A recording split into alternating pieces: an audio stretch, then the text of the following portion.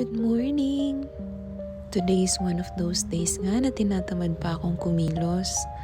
Parang ang sarap-sarap mo nang maging kapwa. Magpa 5 AM na nga niyan.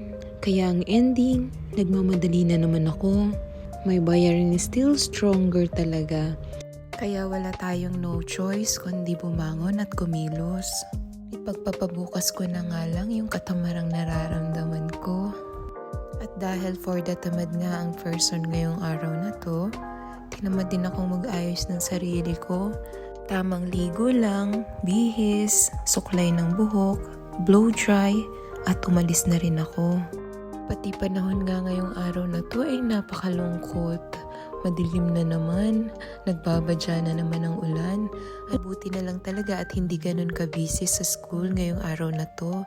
Nagkaroon ako ng free time para maglakad-lakad dito sa labas at magmuni-muni. Hanggang sa hindi ko namalayan, uwian na.